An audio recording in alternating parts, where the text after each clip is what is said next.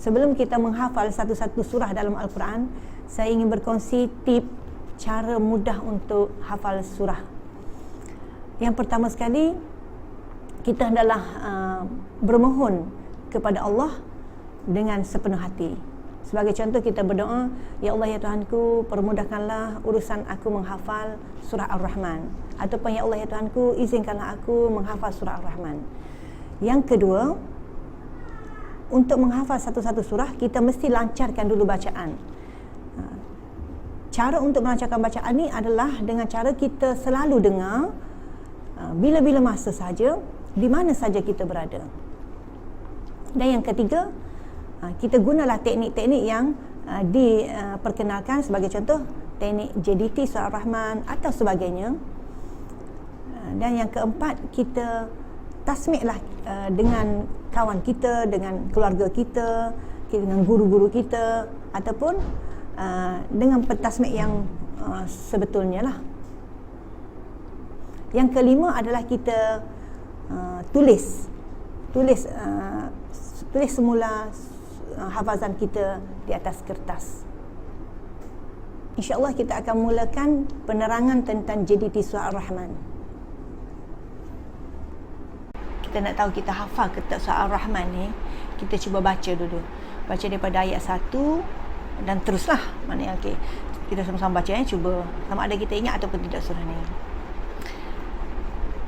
Kalau dalam kelas pun kita akan tanya pelajar kita, okey, sama-sama kita baca surah Ar-Rahman, nak tahu dia hafal setakat mana, tahap mana dia hafal. Jadi kita akan suruh okey, mula daripada ayat 1.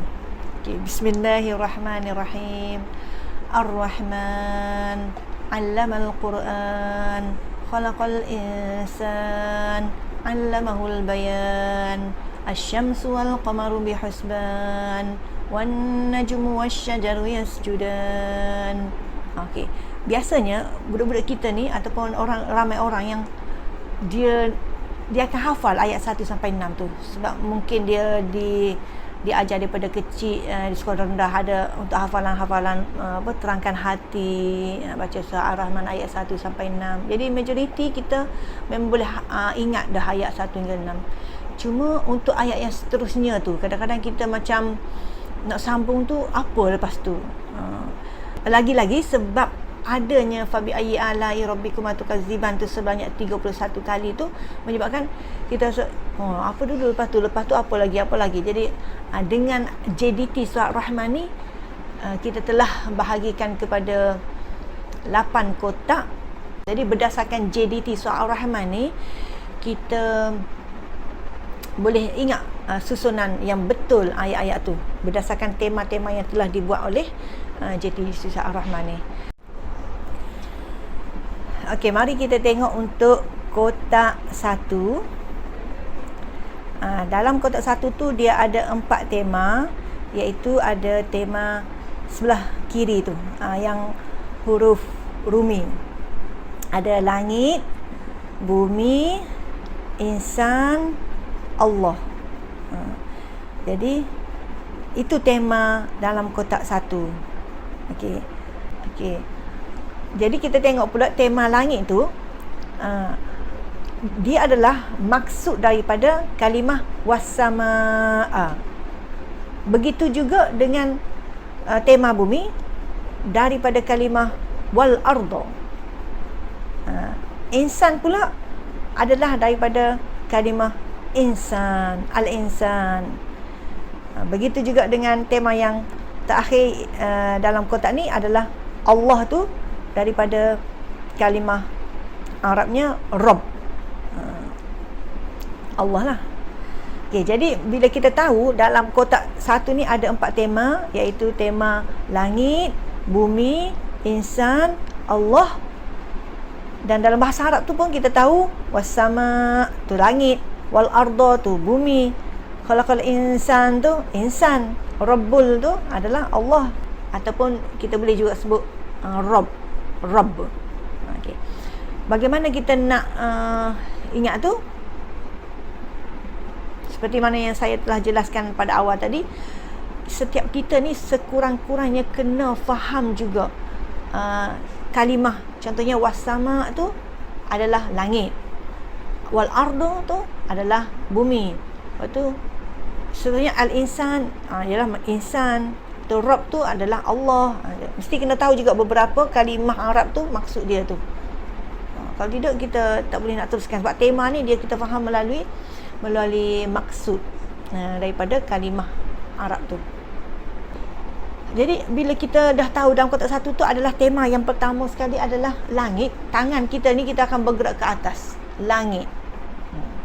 Lepas tu seterusnya tema dia adalah bumi. Tangan kita bergerak ke bawah, bumi. Lepas tu seterusnya lagi tema yang ketiga adalah insan. Kita bergerak ke bahagian dada kita, ke bahagian diri kita lah, rapat ke diri kita. Insan, insan kita lah, insan. Tema ketiga. Tema yang keempat adalah Rabb ataupun Allah. Maknanya kita genggamlah tangan kita tu di hati lah, ataupun luar sikit kita genggam. Maknanya Allah yang keempat tu. Jadi kita dah tahu yang pertama langit, bumi, insan, Allah ataupun Rabb. Jadi kita akan tahu susunan ayat-ayat tu yang kita nak baca, iaitu was-samaa'a rafa'aha wa wada'al mizan alla tatghaw fil mizan wa aqimul wazna bil qisti wa la tukhsirul mizan. Okey, ayat pasal langit. Maknanya pasal langit. Dia jadi lidah kita memang dah terlancar terus pada ayat tu.